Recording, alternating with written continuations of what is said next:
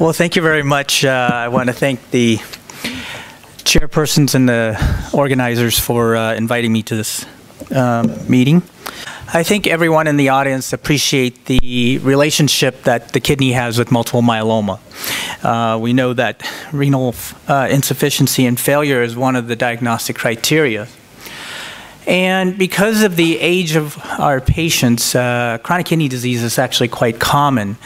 In this Greek study, you see that in patients under the age of 70, about a third of them have chronic kidney disease as defined by a chronic kidney disease stage 3 or higher, which is an eGFR of less than 60. In those patients that are older than 70, this increases to over 70 or over 40%. Now, even if we look at the higher stages of chronic kidney disease, it still represents 11 and 17% respectively.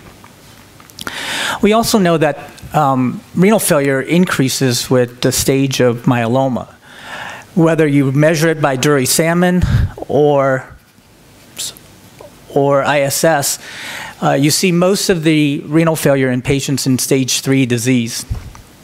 And whether it is the advanced stage of the myeloma or renal failure, we do know one thing. Multiple studies have shown that if a patient presented with multiple myeloma as a result of renal failure, they do worse than if they presented with other myeloma-defining events. And so, because of the importance of renal failure, the IMWG has been really trying to refine the definition of renal failure in multiple myeloma. Now, previously, the renal insufficiency was only defined by a serum creatinine of greater than 177 micromoles per liter, or in the US system, 2 milligrams per deciliter.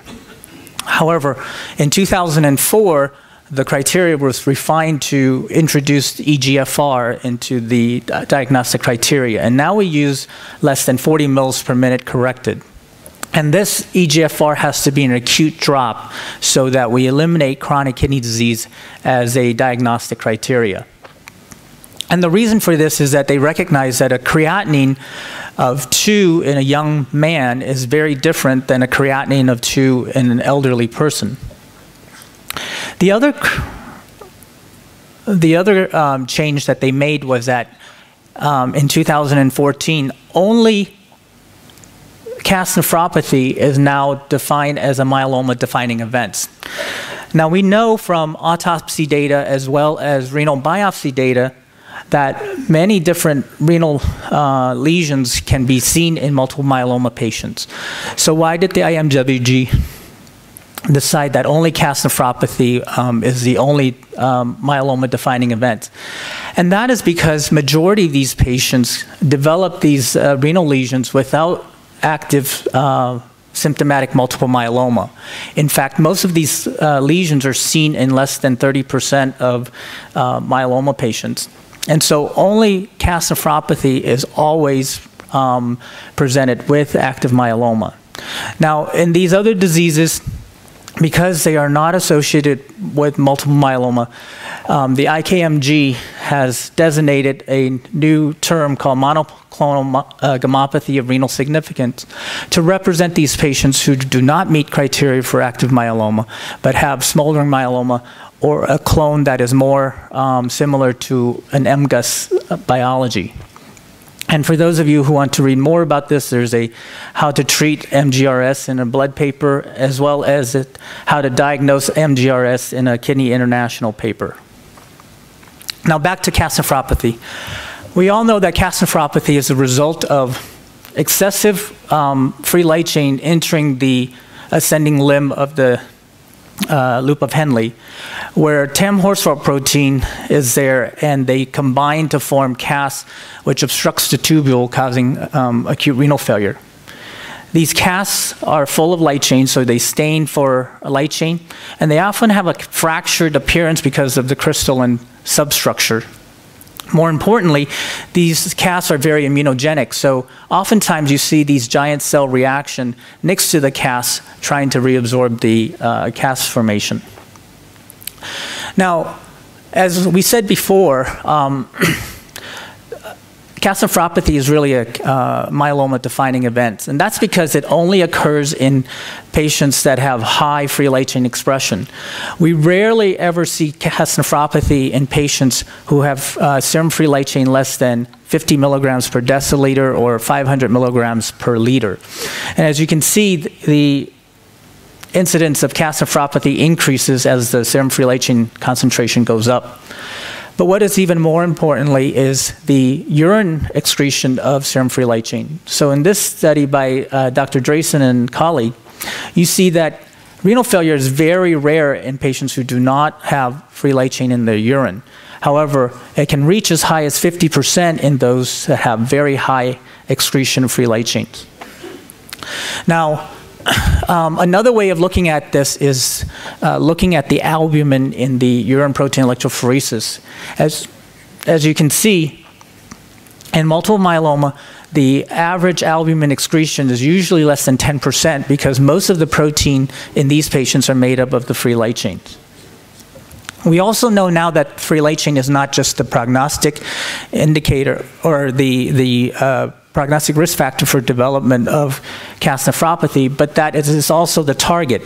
In this study, we showed that by reducing free light chain by more than 50%, there is a much higher rate of renal response.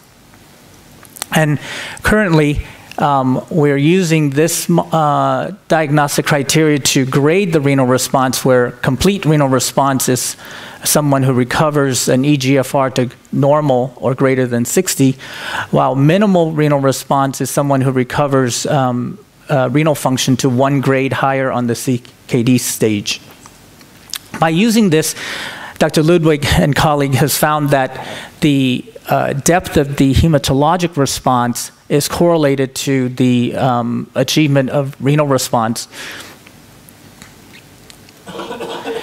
But equally as important as the depth of hematologic response is the speed at which the hematologic response is achieved. As you can see in this slide, the response curve is pushed over to the right as we go from day 12 to day 21.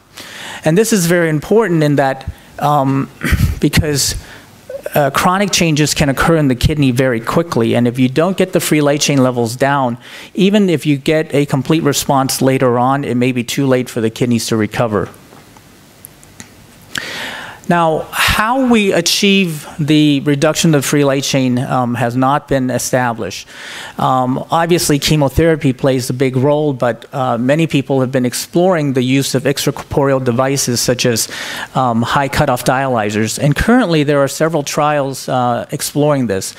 ULIGHT trial has been performed in the UK and in parts of Germany.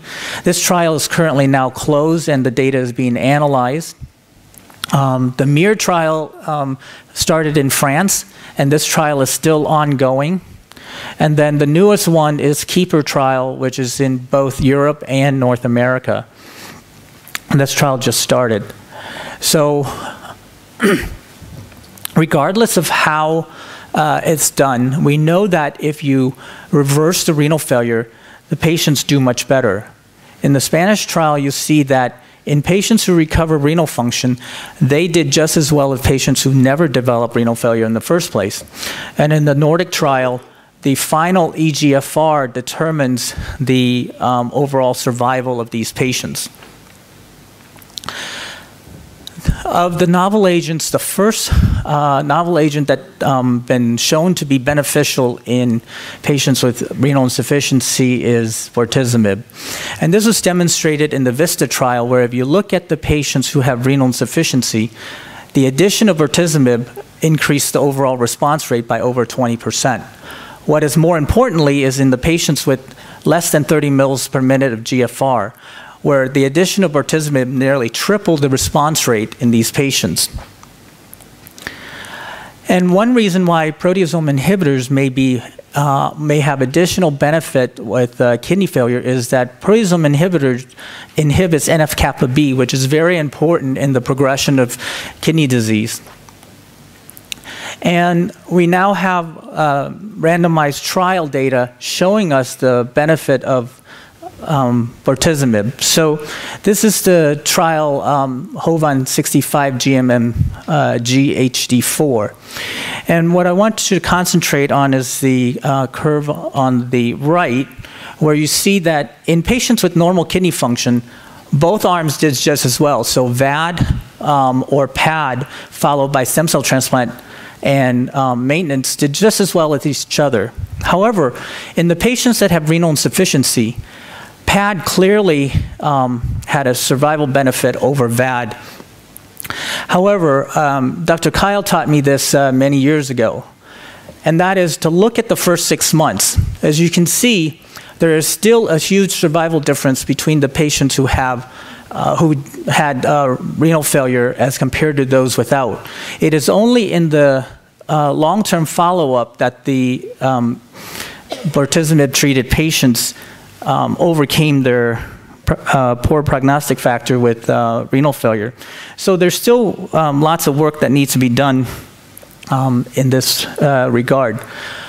One of the things that are being developed, one of the therapies being developed is a cyclic peptide, where the cyclic peptide interrupts the interaction between the free light chain and 10-horseful protein. And in an animal model, this peptide was able to reverse or prevent renal injury in animals that were infused with free light chain 4 hours earlier. However, additional experiments need to be done. As we know, we don't capture these patients just 4 hours after they develop acute renal failure. So we need to know if this can help patients who present it later in their disease.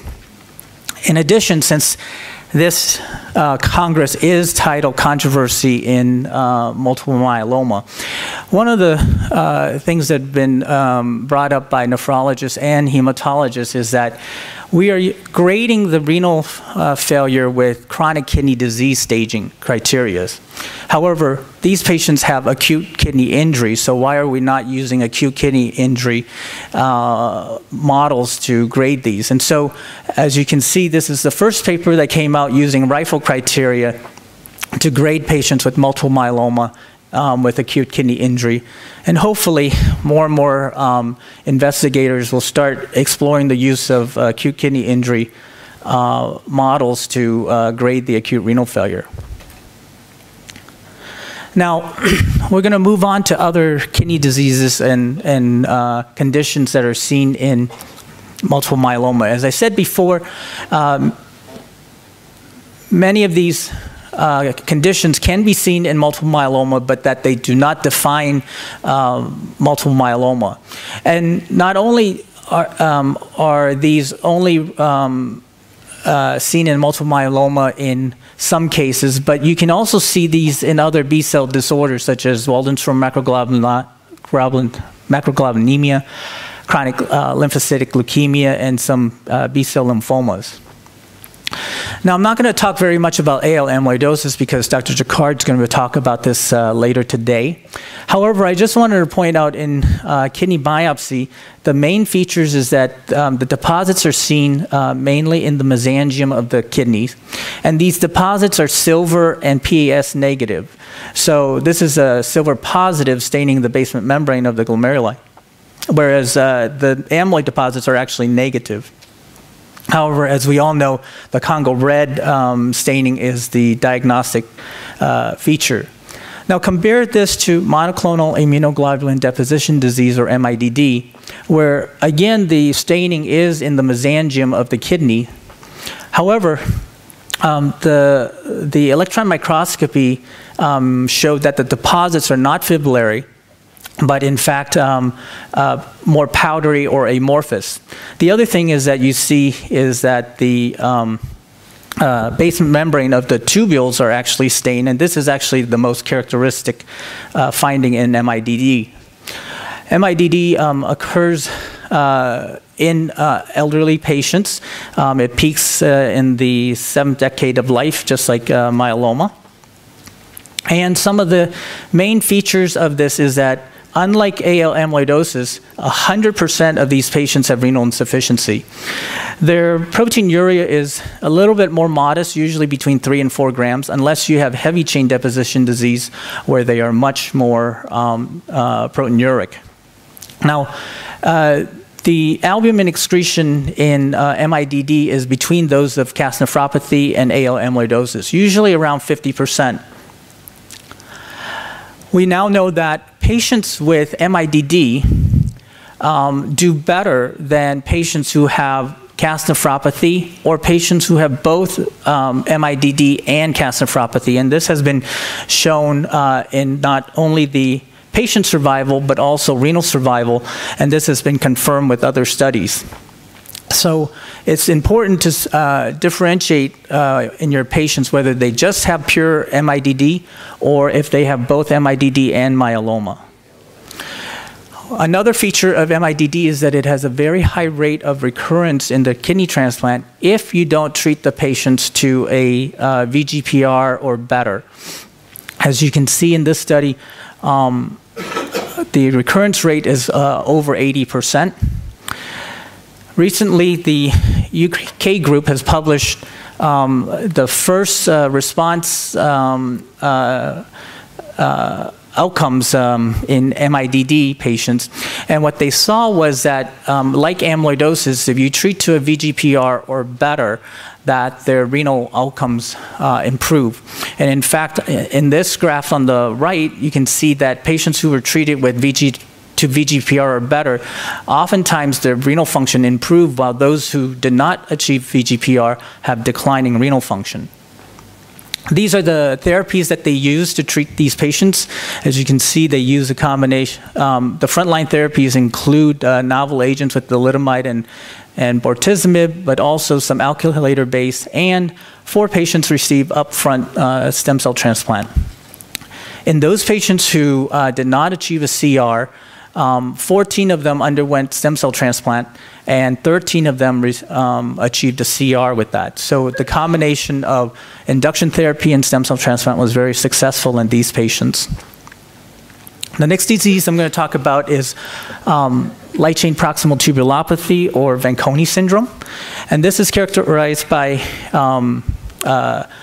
crystalline deposits in the proximal tubules.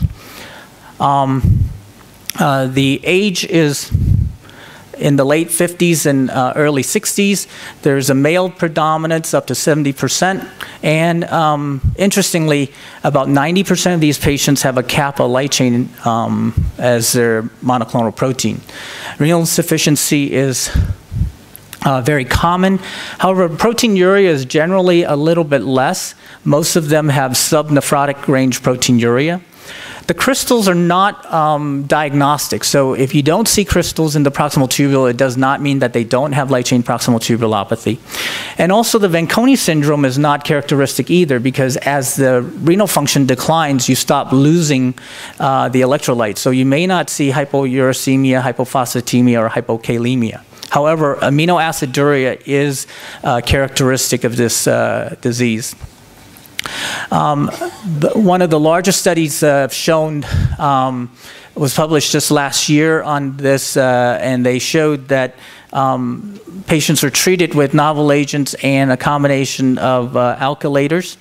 Now, unlike in MIDDs, however, the hematologic response did not predict the renal response in these patients.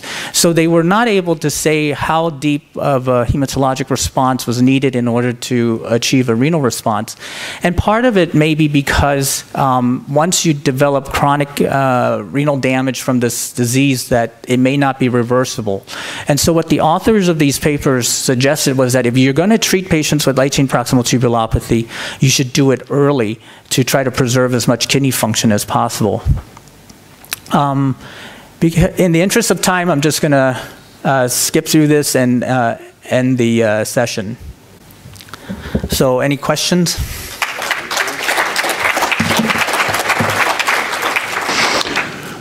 I just have a very practical question. So we are Friday. You receive in your Mayo Clinic patients with renal insufficiency, bone lesions, plasma cells in bone marrow.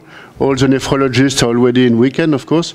So what will we do? Will you wait until Monday to treat the patient, or will you directly treat him or her, and with what? So actually, I just saw this patient before I left, and what we did was we started this patient on high-dose steroid. We started him 40 milligrams of dexamethasone while we were waiting for the bone marrow biopsy for confirmation. And once we have the bone marrow, we would start chemotherapy. Now, the patients that I saw, he presented with a creatinine about 400 micromoles per liter. But interestingly, with hydration, he was improving. So we decided not to do anything else other than to start the steroids and wait for the bone marrow biopsy. And would you directly give him or her bortezomib or another drug, or? Yes, so at the Mayo Clinic, we actually have a modified CyBorD for renal failure patients. And what we do is that we give higher doses of steroid first cycle. So we give high-dose dexamethasone day 1 to 4, and then again at day 8 to 12. And then we do the weekly CyBorD with 1.5 megs per meter square of bortezomib, and then we do a standard dosing of cyclophosphamide of 300 milligrams weekly. So we don't do it by meter square for modification. Thank you. Sonia?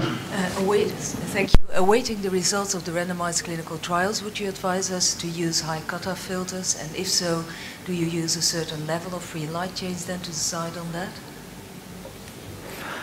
So that's a difficult question. I think that the answer obviously is going to come from the clinical trials. As I said in the talk, the way we know what we need to do. We need to reduce the free light chain levels, and we need to do it quickly. How that is done is not determined. And one of the things is that as we move to triplets for everybody, the response rate has increased significantly, as well as the speed of free light chain reduction. So really, the role of the extracorporeal devices need to be tested in a clinical trial in order to see, do they actually add any benefit, or is a triplet therapy enough for majority of these patients? What we feel is that there's probably a small minority of patients that you might be able to gain benefit if they have a slower than usual response to chemotherapy. But really, how big of an impact that is, I think it has to be answered by the clinical trials. Nelson, yes. In front of a myeloma patient with kidney insufficiency or failure, what are really the mandatory indications for kidney biopsy? So I showed you that the patients with high free light chains, those that we typically think over 100 milligrams per deciliter or 1,000 milligrams per liter, and those who have low urinary albumin or a high urine Benz-Jones protein, those patients have a pretty high likelihood that they have calcium nephropathy, obviously assuming that they don't have hypercalcemia causing that. And in those patients, we think that you probably don't need to do a kidney biopsy in order to proceed, although the French group just published a paper that even in patients that have high indication of calcium nephropathy, we are finding different renal pathologies in these patients that were unsuspected. So it makes the argument that in the ideal world, everybody should get one because you might pick up some additional pathologies that are not apparent. However, in the practical world, I think that if you have a high serum free light chain and a high Benz-Jones protein, in those patients, renal biopsy is probably not necessary. Last question. In the MIDD of your series, how many times did you see cardiac or other organ involvement? So in the Mayo series, we saw it very infrequently. I believe that in our series, we only had 1 out of 66. However, other people have reported more commonly. Part of the reason is that we're not systematically looking for them like we do in AL amyloidosis. So we don't do an echo on everyone who has MIDD. We kind of assume that they don't have cardiac disease. But if we did an echo on everyone like we do with our amyloidosis patients, we may be able to find more. Do you screen with pro-BNP routinely in those patients? I do, but it ought to be done, don't you think? I think so. I do. So we have different tests for myeloma patients and amyloidosis patients. With MIDD, I use the amyloidosis test, which includes the proBNP and troponin. But most people just use the myeloma test, and those are not performed. Okay, thank you very much, Dr. Leung.